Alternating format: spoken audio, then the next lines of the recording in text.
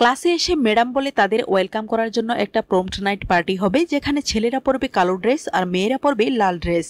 এই আয়োজনের কথা শুনে অবাক হয় সূর্য ও দীপা। সূর্য যখন ক্লাস থেকে বের হয়ে যায় তখন দীপাও তার পিছনে। সূর্য বের হতেই দেখে একটি পানিতে ডুবে যাওয়া ছেলেকে হাসপাতালে আনা হয়েছে। সূর্য যখন অন্য স্টুডেন্টদের সাহায্য চায় তখন কেউ এগিয়ে না এলেও দীপা এগিয়ে আসে। সূর্যর উপস্থিত বুদ্ধিতে বেঁচে যায় ছেলেটি। প্রিন্সিপাল সূর্যর প্রশংসা করে বলে, এ থেকেই বোঝা যায় তুমি একদিন বড় ডাক্তার হবে। সূর্য বলে দীপা তাকে সাহায্য না করলে একার পক্ষে ছেলেটিকে বাঁচানো সম্ভব হতো না।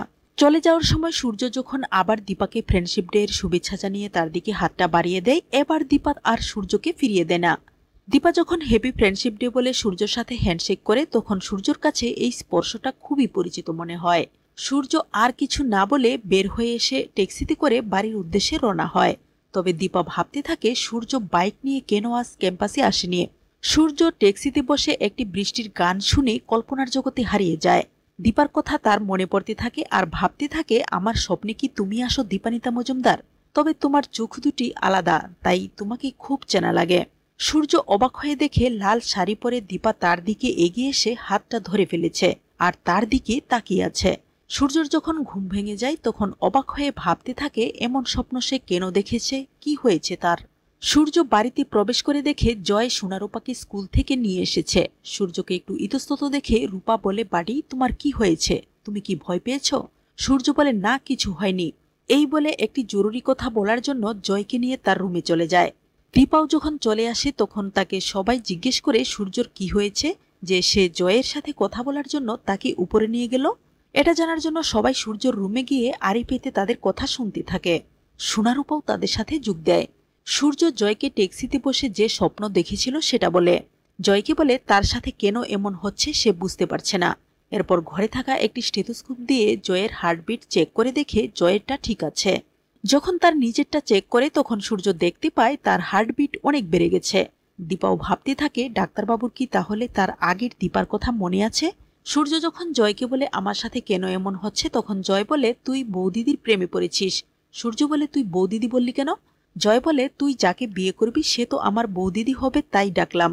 সূর্য হেসে বলে, আমি তো সবে ফার্স্ট ইয়ারে পড়ি। সূর্য যখন বের হতে যায় তখন দীপাকে দেখতে পায় দাঁড়িয়ে আছে। সে এখানে কেন জিজ্ঞাসা করলে দীপা বলে, প্রম্পট নাইটের ব্যাপারে কথা বলতেই সে এখানে এসেছে। সূর্যর একের পর এক প্রশ্ন এড়াতে দীপা যখন চলে যেতে চায় তখন সূর্য দীপাকে কিছু একটা বলতে গিয়ে মুখের দিকে চেয়ে হা করে থাকে। সূর্য বলতে থাকে, আমি এমন আচরণ কেন করছি? জয় বলে, দাদাই তুই যাকে খুঁজছিস সে তোর কাছেই আছে, হয়তো সেও তোর অপেক্ষাতেই আছে। সূর্য বলতে থাকে, স্বপ্নে আমি যাকে দেখলাম সেটা কি এই দীপানিতা? ব্যাপারটা আমাকে বুঝতেই হবে। দীপা যখন নিচে আসে তখন রূপা বলতে থাকে, মা বাবার সাথে তোমার কি ভাব হলো? দীপা বলে, আবার পাকা পাকা কথা হচ্ছে। এ সময় সূর্য জয়কে নিয়ে বের হয়ে যায়। পরের দিন সূর্য যখন সোনারূপার সাথে লুকোচুরি খেলতে থাকে তখন ভুল করে দীপাকে জড়িয়ে ধরে চুমু খায়। আর এটা দেখে ইরা সূর্যকে বলে, দীপার তো আগে বিয়ে হয়ে গিয়েছিল সেটা তুমি জানো?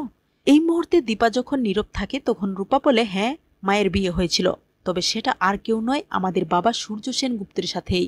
ইতিমধ্যেই যেহেতু সূর্যর অনেক স্মৃতি মনে পড়তে থাকে, রূপার এই কথা শুনে তার আর বুঝতে বাকি থাকে না সে যাকে খুঁজছিল ওটা আর কেউ নয় এই দীপানিতা মজুমদার। সব মনে পড়তেই দীপার দিকে হাতটা বাড়িয়ে দেয় সূর্য। তো বন্ধুরা, তোমরা তো এটাই চাও, এভাবেই যেন এক হয়ে যায় সূর্য ও দীপা।